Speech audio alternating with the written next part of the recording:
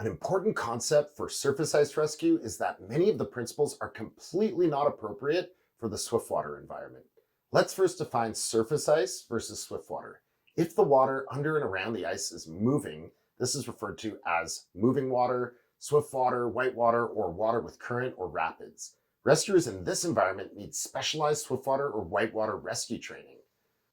As well, the consequences of breaking through the ice and falling into swiftwater can be catastrophic. A person can immediately be pushed under an ice sheet and drown.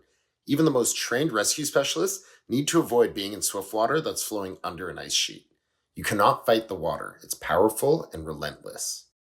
A 1 meter by 1 meter by 1 meter cube of water weighs 1,000 kilograms, which is around 2,200 pounds. Think about how powerful moving water is. You have all these 2,000 pound cubes pushing forward as the water moves down a slope. Sometimes, if there aren't many rocks or bends in the river, there might not be big waves, and so the current may look deceptively mellow when in fact, the river is extremely powerful. When water isn't flowing downhill, when it's still, we call that flat water or still water, or in the technical rescue world, it's often referred to as surface water. So for the purpose of this video, we'll call this surface ice rescue versus swiftwater rescue. Back to the differences in rescue principles between these two environments, many of these differences are because swiftwater greatly increases the underwater entrapment risk. If a person is tangled in a rope or clipped into a rope, and then the rope gets caught on something underwater, if there's swift water, the person will get pushed underwater by this immensely powerful moving water and can drown. This affects everything from the equipment we use, to the techniques we choose, to how to assess the ice.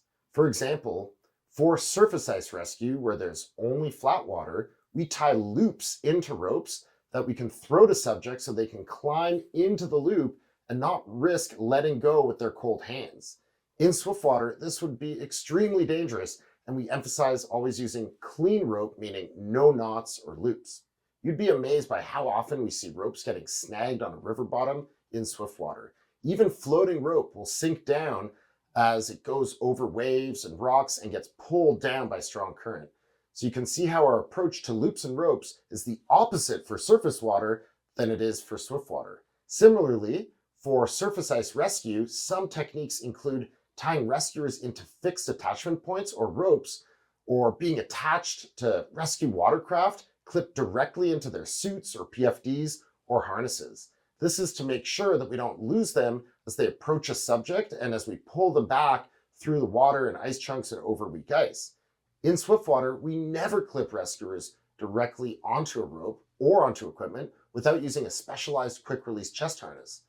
These quick release harnesses require training on advanced swiftwater rescue courses for both the rescuer on the line and the belayers.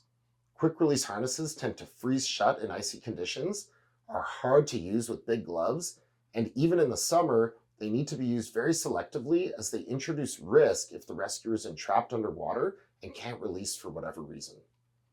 The PPE that we wear is different for surface water versus swiftwater as well. For surface ice rescue, bulky immersion suits with hoods, boots, and gloves built in, and bulky winter clothing can work well to keep rescuers warm, even though we give up a little bit of mobility.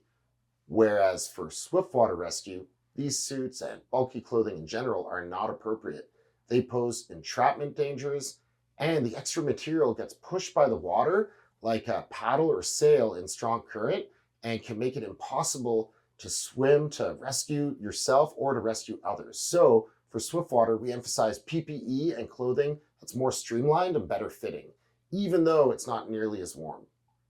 In terms of ice conditions, moving water can bring warm currents into contact with the underside of the ice sheet and melt it from below. And so ice thickness over swiftwater is much more variable and needs to be tested with every step. It requires more experience and there's more risk involved in assessing ice over current. We want to point all of this out as key principles to you to please keep in mind. To summarize, surface ice rescue training, equipment, and techniques are not appropriate for the swiftwater environment. If the water under the ice isn't moving, go ahead and apply your surface ice principles and techniques. If there's swiftwater, or if you're not sure, be cautious and apply the swiftwater rescue principles. And you should first learn and practice those Swiftwater principles in the spring, summer, or fall conditions, not winter. If there's both Swiftwater and ice, this is a dangerous environment that requires advanced training that goes beyond the scope of a surface ice rescue course. If you have both Swiftwater rescue training and surface ice training, make sure to review the key differences frequently so that you use the appropriate equipment and techniques for each one.